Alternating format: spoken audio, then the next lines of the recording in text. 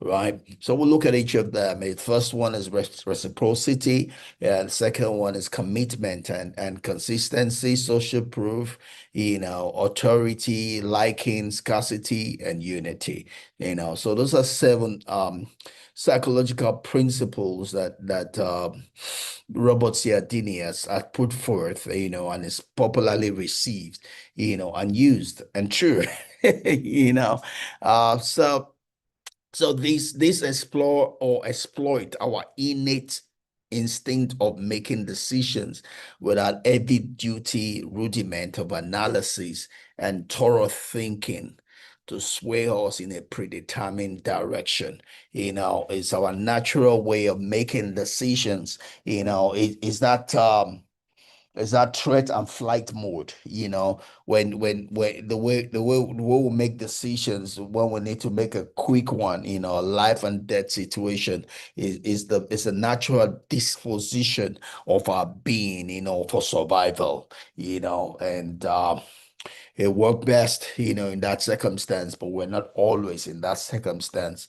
It's the autopiloting of our being, the way our subconsciousness helps us to do things without stress, right? It's a strength, but it could become a weakness, and it can be used against us if we're not, cognizant of it. And one of the reasons we discuss it is for those reasons, right? So we can use it as a strength, and know that there are weaknesses also that in our life, so that if that is operating and we're being exploited, we can see the hand of the exploitation and make the right correction, right? Sir Joshua Reynolds says that there is no expedient to which a man will not resort to avoid the real labor of thinking. You know, yeah. Thinking is not easy. It takes some effort to think, for several reasons. Sometimes thinking could expose to us things that we're trying to deny, and that's one word I did post today called radical. What's that word now? Is radical acceptance, something I quoted. I posted today, and let me look a bit of that, you know, is the word radical acceptance, and it's by Marshall M. Linehan. It says radical acceptance rests on letting go of the illusion of control and a willingness to notice and accept the things as they are right now without judging, right? A lot of us are living a life of denial. We deny the reality of things, the lie seems to be more comfortable. So we embrace the lie and deny the truth. So sometimes, yeah, thinking there's some responsibility to thinking. That's why a lot of people, a lot of cults work. A lot of cults use those things we're going to be talking about here because they know that this is a part of least resistance, and we just like water goes a part of least resistance. That's why it's crooked. When we go the part of least resistance, we become crooked, right? We don't build the strength, that life is supposed to give to us. Uh, and that's what most of us will really easily go through, just like water will go through the path of least resistance. It takes some strength, it takes some consciousness, to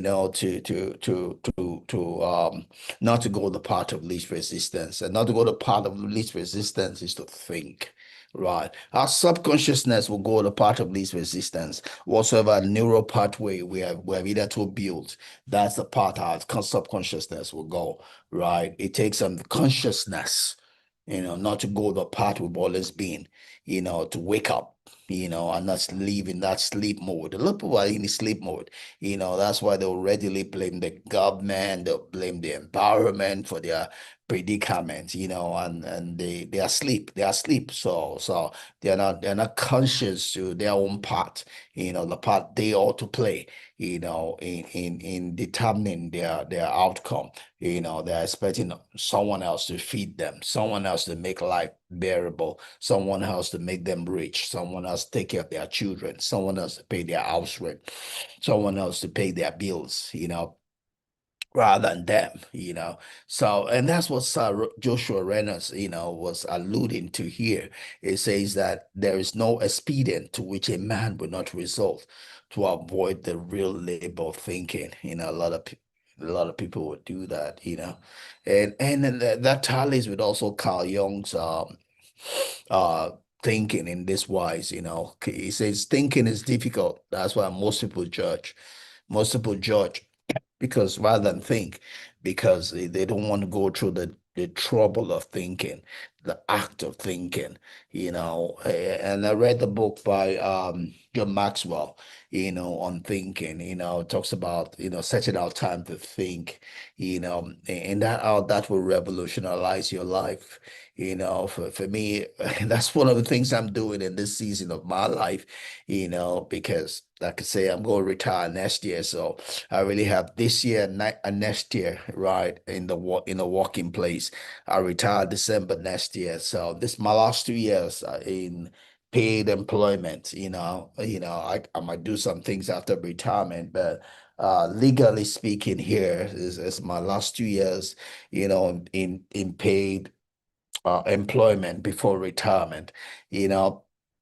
And I just made up my mind I'm going to make the best of this 2 years, and I'm happy I've done a good job with January, February, March, April.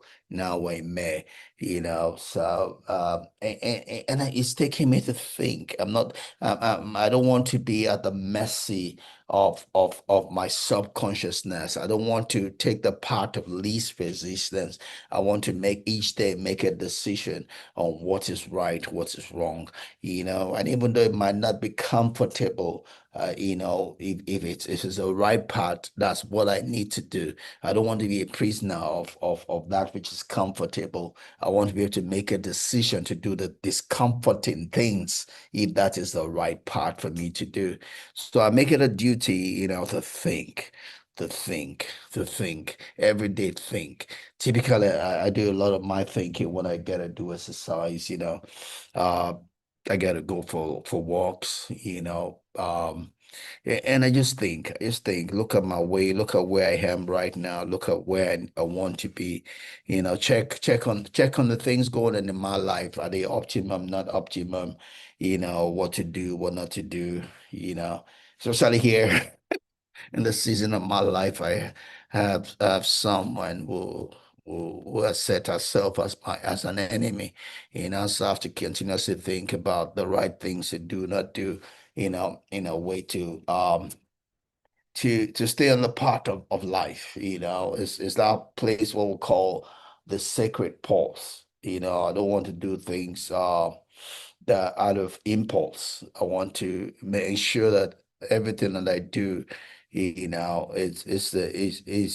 something I can hone up to. It's responsible, So I have to think about, think ahead, look at the things that might be happen, and already decide, what will be the right thing for me to do or not do. So things don't come to me suddenly.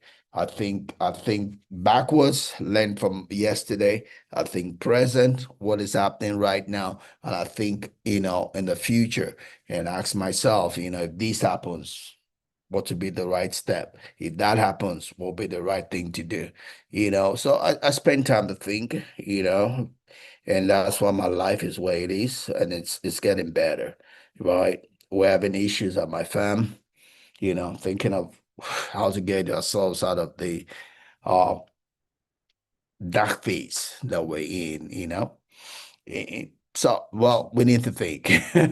That's the way forward in life. People judge because it is mentally easier than thinking, offering a rapid, low effort sense of certainty, safety, and superiority.